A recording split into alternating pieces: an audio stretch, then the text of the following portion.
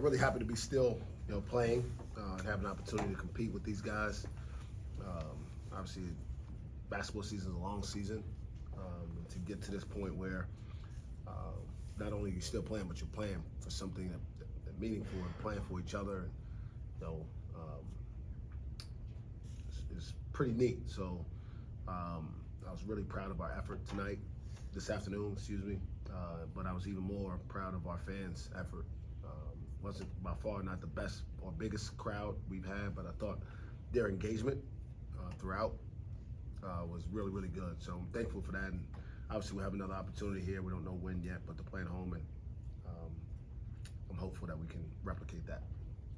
Is the three-point shooting contagious? It seemed like Bryce got going, that allowed John Michael to go, and then Caleb hit one and Q hit one. Is there some confidence in that? I don't know. I mean, again, I've watched these kids make shots, and the truth is they have a guy who was MVP of their league that went 0 for 8 today. So it happens, and I think sometimes if it's costing you games, obviously I know it's something you need to address, but the truth is you can only control the kind of shots you get, and at the end of the day, I think we got two guys in Bryce and John Michael and probably Caleb Asbury. They're all shooting in the mid to high 30s from 3-point range. I mean, to say we don't have guys who can shoot is kind of outrageous. But we haven't shot well consistently, and that's the key. And obviously, there's been some key games that not shooting well has cost us. So my answer to your question is it can be, I guess, but I think it's just a matter of continuing to believe in the shots you get. And I thought we got good shots today and took them and made them. Bryce hadn't taken a ton over this last stretch. He said you guys told him to be a little bit more aggressive in that aspect. Just kind of what did you see from him? Yeah, I think he passed up some today too. He was 6 for 11, and I think he could have easily got 15 to 17 good threes up. I mean, I'm not talking about just jacking them against, highly contested shots. I'm talking about shots that are in rhythm. He shot fake and shot one in one possession after he had made a couple. Like, just shoot it until you miss. If you make a couple, I think that gives you a right to heat check, right? I mean, it's part of the game. So I was really proud of his aggressiveness, and the shot was there, and obviously it was falling for him today, and we needed it. You've kind of been looking for that from him. I think we talked about it in Kansas City, that you just needed him to be more aggressive. What did you kind of tell him heading into today's game? Yeah, and Kansas City's a different deal. Playing back-to-back days is hard. I mean, against the level of competition that we're talking about, and not to make an excuse, probably played the team that's playing the best in our league now, right? In that second game on a day's rest over. I mean, there's a lot of things that go into why you don't necessarily play well on a given day, but I thought he was just really focused on just making simple plays. And obviously had a couple charges there late that you kind of scratch your head about because they were unnecessary. But I thought for the most part, this floor game was really good. Tariq's had a couple back-to-back double-doubles after not having one. Did you kind of know he could maybe hit this gear, or has it come a little bit of a surprise to you? Yeah, I mean, Tariq's always had this ability, as part of the evolution of our team, so to speak. There's been so many changes, and a lot of it's affected him probably more than anybody in terms of in and out of the lineup. But I always knew that what he takes pride in is something that is really beneficial to us. But when you need shooting on the floor, and if Caleb's playing well, then he doesn't bring that to the table, right? And there's been games where we've needed shooting out there to space the floor more because, boom, Caleb was playing so well inside, you wanted to play through him, which makes it a little bit more difficult. So I really admire the kid, though, because regardless of whether he was playing, 32 minutes like he did today, or if he was playing, 8 minutes like he's done in some of the Big 12 games, his attitude's been the same. He's all about winning, and we're thankful to have him. Keon had another good game. What'd you kind of see from him out there? I mean, I think, and you guys have been around enough. I mean, you start seeing the guy's confidence grow. Like he's not questioning himself as much out there. He's playing with a little bit more instincts, and that's encouraging because as much as people want to talk about how how much these games matter or don't matter or whatever. Like, that's important. It's important to see a guy like that continue to get better. And, you know, as we transition this thing, the conversation about what's next for him kind of draws back to these moments and seeing that. So, still a lot of room to grow there, but his natural ability is starting to shine through a little bit. Was he the first option on that play that you guys had before the half? So actually, the option was for either John Michael or Bryce Thompson to get a screen in the open floor. And then, again, at that point, as a coach, there's only, you really don't have any more control at that point. Like, and he throws the ball, and the guy's wide open. The ball either goes in or it doesn't. And so he made it. I guess I look like a good coach in that situation, but I think it's a good play whether the ball goes in or not.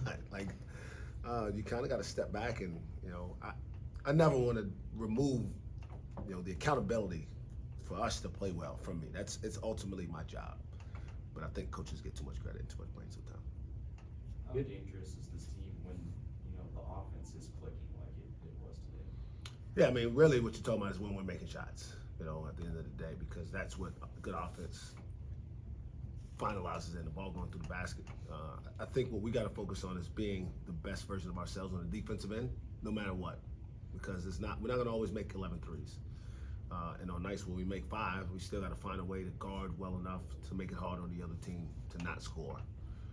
And then you got to get to the free throw line. You know, the only complaint I have today is we turned the ball over unnecessarily against a team that really wasn't pressuring us. And so we kind of had taken care of that a little bit toward the end of the regular season, but it's kind of reared its ugly head a little bit today, but not in a way that it cost us the game. So we need to continue to address that. But to your point, if we're making shots, we're really hard to beat because we are still really, really good defensively. I mean, we can, I don't know what it was. I don't know when it was until that last shot that they scored, when they had scored again. I mean, I looked up and they were stuck for a long time. And so you guys know better than that, but I think we have the ability, and we've done this against a lot of teams. The best teams we played, you know, throughout the season, we've held them for long periods without scoring. And if we can continue to do that, we'll give ourselves a chance to continue to play. This might be one of the longer teams you guys have faced this year. How do you kind of counter that on more so on the perimeter than inside? Yeah, that was a concern, right? They were a little bit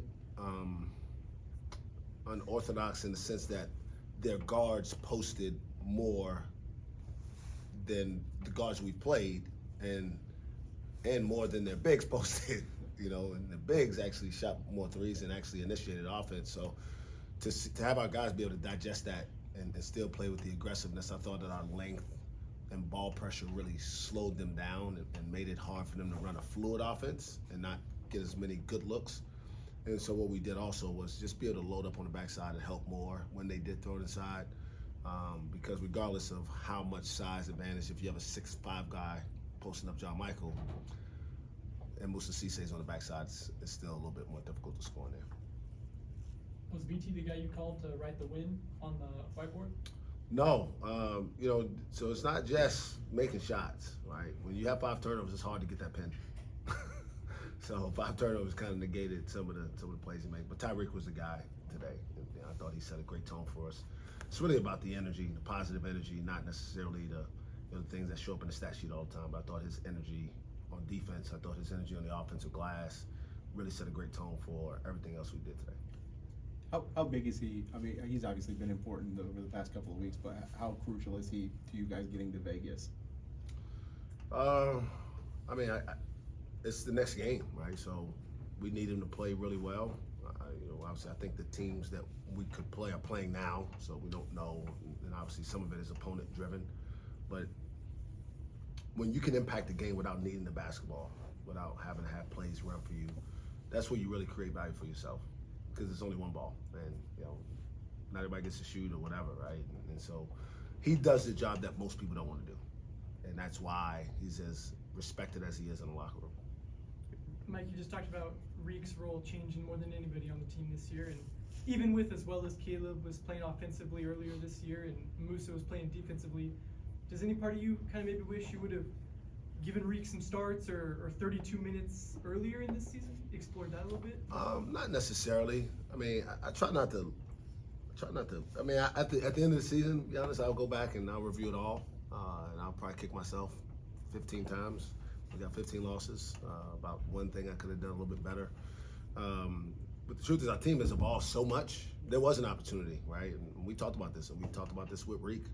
When Musa gets hurt against West Virginia, we have a 3-game stretch there where he goes into the lineup, and his minutes do go up, and his production goes down. So that wasn't the answer, and that's kind of how Woody became the starter. And then we played better, and then Musa came back, and then it was kind of he was out of the loop a little bit, and then KB was playing really well. We talked about space and floor, so I don't know if I necessarily have any regrets about it, but I certainly will look back and think, if there was a game or so we could have used a little bit more of his just raw emotional energy to change the trajectory of a game during a specific time. You guys haven't seen a ton of 1-3-1 this year. Was that something that was on the scout? Yeah, we worked on it. I mean, I thought our guys again did a really good job of adjusting to because they played multiple defenses. They kind of played a little bit of a box and one there against Bryce there for a possession, and when they, I think that was a possession. Q wound up driving in for a shot, but again, this time of year, just expect everything, because when you don't have a good feeling in the locker room at this point, it's over. Like when you just go home. So you try whatever it is. We've seen them play zone, so we prepared for it. We got actually the lob dunk for Caleb in the first half on it. We were still able to throw the ball inside because just think athletically we overwhelmed them in there. So I was proud of the way our guys adjusted to them changing defenses. But again, shot making helps prevent a team from playing too much zone. With these teams that you're kind of more athletic than, do you expect more changes in different defenses to try and throw you guys off? I don't know. I mean, it's hard to imagine people really changing who they are in the game 35, So I don't know. It depends on the opponent. One thing, we played Sam Houston. If we played North Texas, we haven't played them, so I'll obviously have to study them a little bit more. But I think for the most part, people are who they are at this time of year. And the thing is, you got to be careful. If you may have seen something in the conference tournament game or one of these early NIT games that maybe you hadn't seen before. And you got to do a really diligent job, and our staff has done that so far. How did it feel just to get another win in front of the GIA crowd? It was awesome. I felt really, really bad about the way we finished our home schedule. To be honest, we lost 3 straight here, and part of it, it was part of that 5-game losing streak.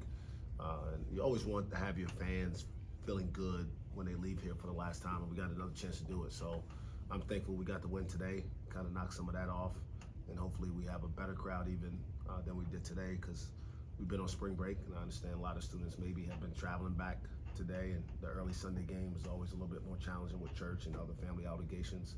And so hopefully, whether it's Tuesday or Wednesday, we get an even better crowd and we can send them out on a really, really positive note.